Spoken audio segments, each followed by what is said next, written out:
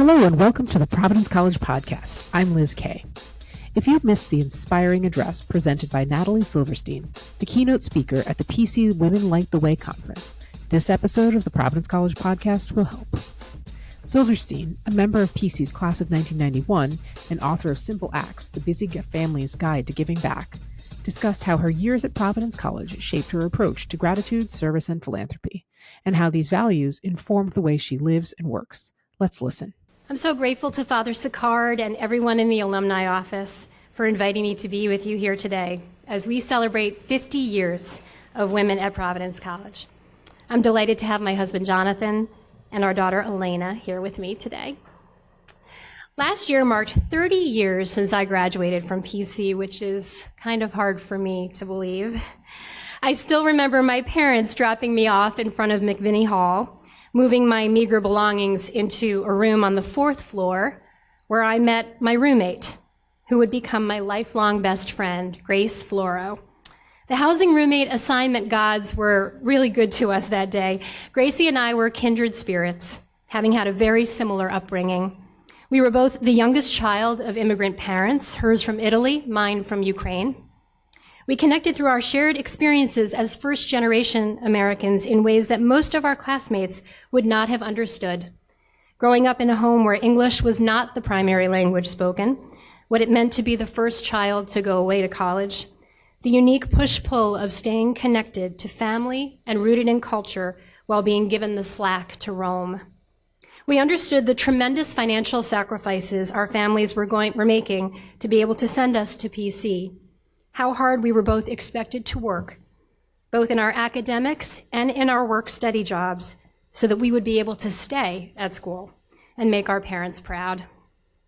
We were driven to prove to our parents that sending us, their precious youngest daughters, out into the big, scary world to live among strangers, to learn subjects they could scarcely comprehend, was worth the tremendous perceived risk, the leap of faith it took for them to do so. I'm forever grateful to my parents, especially my mother, that they took that leap. My home life was not the easiest. My father battled demons, and I was my mother's only ally in the home. In allowing me to go away to school, she gave me permission to spread my wings and fly in a way that she never could in all of her 90 years. I lost her just a few months ago, and receiving the invitation to speak to you today on this happy occasion, when we contemplate the impact women have had at PC over the last half-century, has given me a unique opportunity to appreciate her legacy and to consider what attending the college has meant to my life. I sat on the board of our children's independent school in New York City for many years, and our former head of school taught me a very important lesson about speeches and presentations. Make 3 points, not 4, not 2, and hold up 3 fingers. That adds to the effect. To that ethos, I would add a few other rules. Tell relatable stories, try to be a little bit funny, keep it short because people would like to move on to dessert. Father Sicard. Interestingly, the name of this event is also broken into 3s, right? Then, now, and next. PC Women Light the Way. So the 3 things I want to share with you today. Then, how the gift of a Providence College education informed my values around gratitude, service, and philanthropy. Now, how my values and my ability to connect with good people inform the way I live and the work I love to do. And next, why I feel that the only way forward for us as people and as women is to live our values, to be generous of spirit, and to be of service to others. As I mentioned in my introduction, the opportunity to attend PC was an immeasurable gift. I had been a good student at Sacred Heart Academy, an all-girls Catholic high school, led by the Sisters of the Convent of the Sacred Heart, where my greatest accomplishment was playing the most famous nun in musical theater history, Maria in The Sound of Music, twice. I only applied to 3 colleges. I didn't receive any help in this endeavor from my parents. World War II ended their educations in elementary school, and they learned English as a second language after emigrating to the United States. The sum total of my parents' involvement in my college application process consisted of my mother providing a postage stamp for me to mail my applications. Imagine that, students in the audience. I completed my applications by hand and I sent them through the U.S. Postal Service in an envelope. Having recently navigated the rocky waters of the college admissions process with our 2 older children, this seems like something out of historical fiction. I'm sure you've all heard the mythology of the skinny envelope, a rejection, and the fat envelope, an acceptance, things that are hard to replicate on a computer portal. My thick envelope from PC included a financial aid package that listed out the academic scholarships I was being offered. With guaranteed money, I have a vague recollection of that amount being about $5,000. As long as I remained on the dean's list every semester for 4 years. This scholarship was enough to bridge the gap between what my parents could afford to pay and the cost of a PC education at that time. My parents were nervous and perhaps a bit skeptical about why I needed to drive 2 hours to go to college when there were perfectly good schools in Southern Connecticut. But they let me go, and my life changed forever. The Gospel of Luke tells us, "To whom much is given, much will be required." That line was paraphrased by President John F. Kennedy and also famously by my mother, although she probably said it slightly differently and in Ukrainian. I was reminded repeatedly that Providence College had given me something, a gift, in the form of scholarship money, so that I could attend college. I needed to earn that indulgence, to prove I was worthy of it, and to show I was grateful for it. When I graduated and got my first real job, I have a clear memory of my mother saying that PC had taken care of me, and it was my responsibility to give back to the college consistently and generously to the best of my ability. Please understand, my parents were not deep-pocketed philanthropists. My father was a carpenter, and my mother cleaned offices. They worked long hours. They made ends meet. They were as generous as possible when the collection basket was passed at their Ukrainian Catholic parish, and they supported Ukrainian charities, particularly those that assisted new immigrants, but they didn't attend fancy fundraisers or contribute to large endowments. So the explicit encouragement I received to give back to PC for all it had given me is noteworthy. I took that suggestion very much to heart. I checked with the alumni office recently, just a few weeks ago, and I confirmed that I've made a gift to Providence College every year since 1992. Now, I'm sure the amounts I gave when I first started out were small, but as any good development officer knows, big checks are great, but participation, consistency, cultivating a donor to give year after year, and then perhaps to increase if their circumstances allow them to do so, is everything. That's the power of philanthropic giving. Every gift, no matter what size, counts. Every dollar compounds. Collectively, you make a difference. And every donor, whether they gave $1 or $1 million, should feel pride in having contributed to the greater good.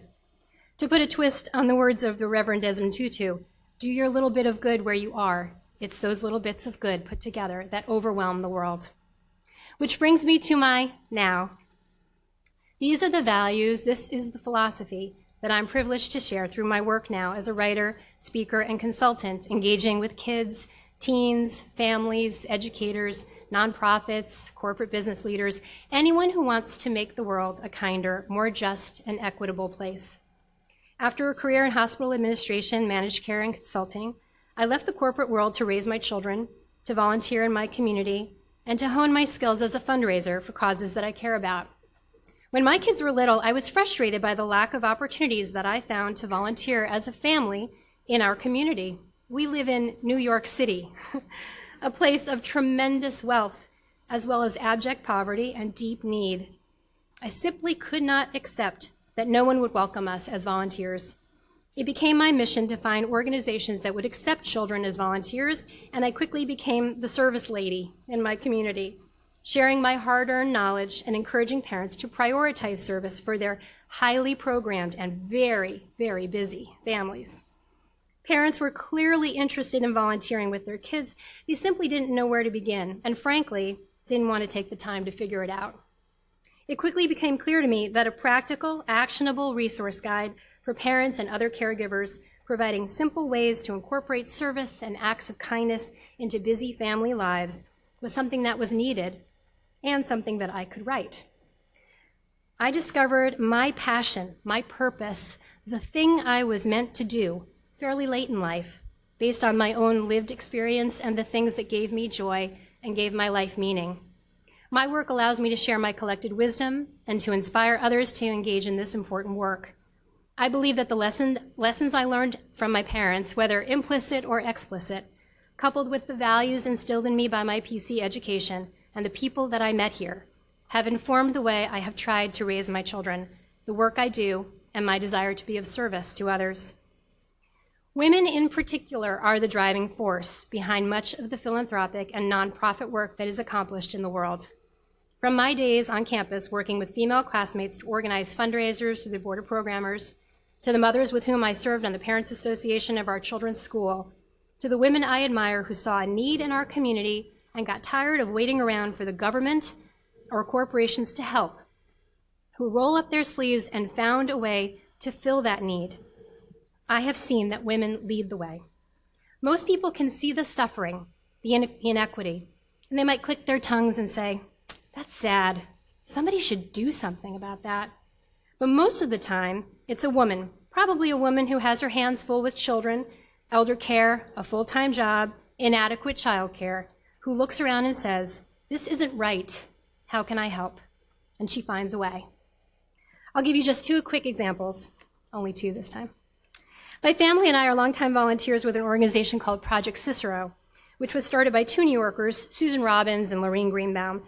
They saw a need for books in public school classrooms, and they recognized that there was a vast source of books in the homes of well-off families around the city.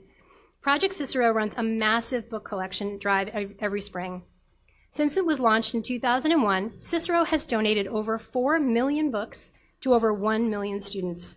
It also provides books for children living in homeless and domestic violence shelters and in foster care.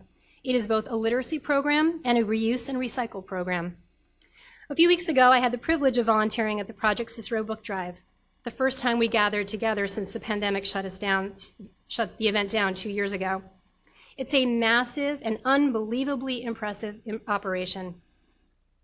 Hundreds of volunteers, mostly women and teenagers, sort thousands of random donated books into specific categories, and then other volunteers replenish the tables where the teachers are allowed to shop. Our hardworking, underappreciated, underpaid public school teachers show up dragging massive rolling suitcases. They are each given a 45-minute time slot.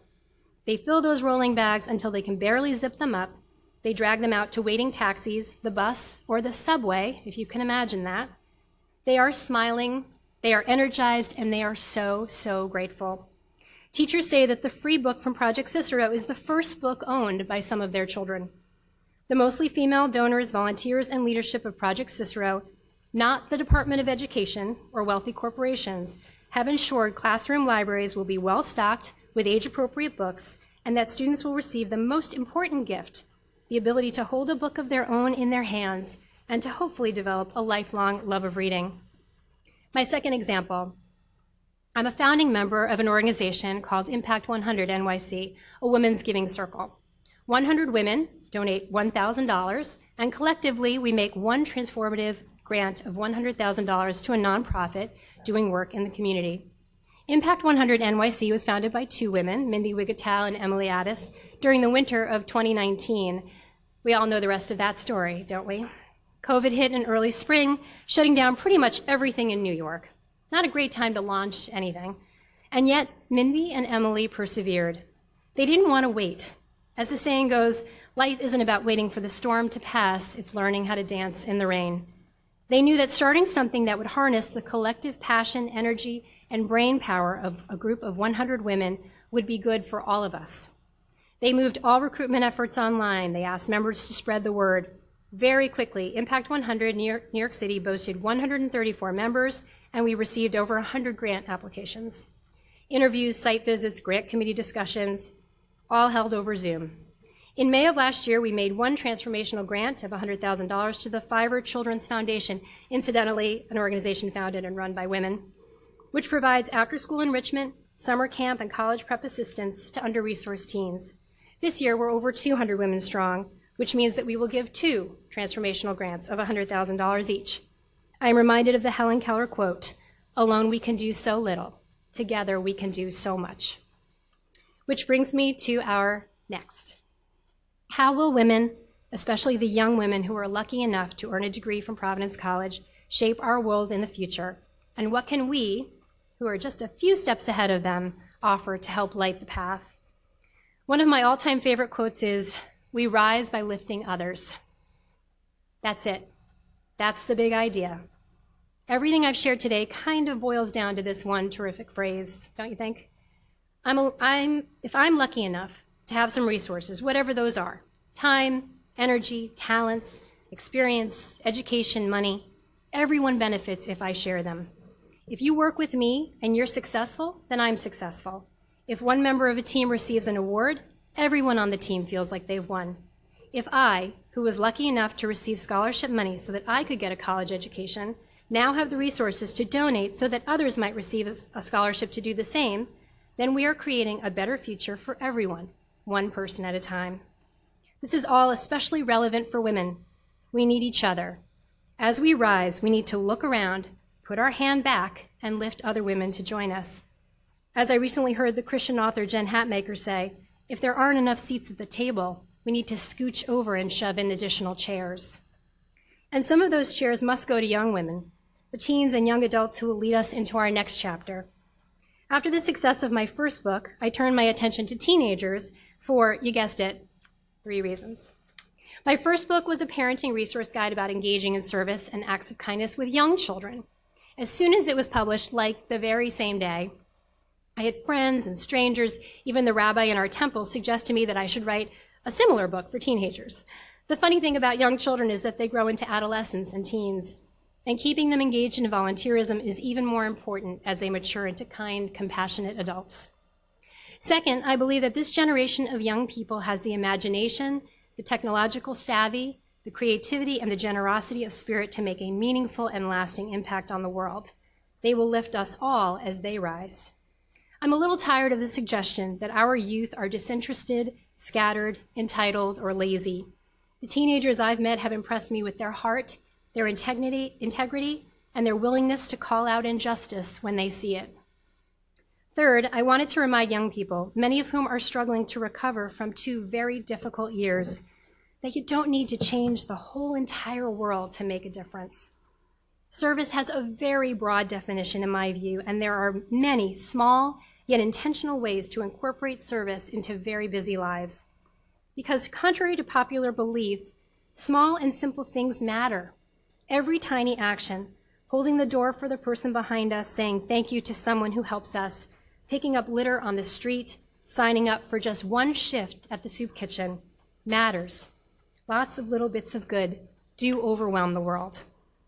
I believe that one of the only ways to feel fully present in our lives, to get out of our own heads, to feel more connected to our essential humanity, is to turn our gaze outward. Keep eyes, ears, hearts, and minds open to the needs of others and to be of service. My mission is to help young people, especially young women, to identify the issues that they really care about, the things that spark the flame of their curiosity, and to use their time, talents, gifts, and skills to do something that matters. The spark of that flame was lit for me right here at Providence College. As the mission statement of PC reads, it's an institution of higher education and, importantly, a community committed to academic excellence in pursuit of the truth, growth in virtue, and service of God, and, my emphasis added, neighbor. God and neighbor. I'm so honored to be back on campus today to share my spark with all of you.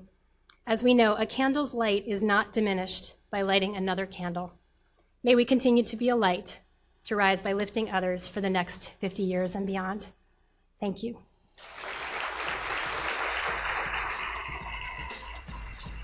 Thank you for listening to the Providence College podcast.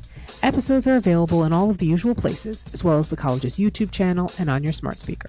For producer Chris Judge, I'm Liz Kay. Until next time.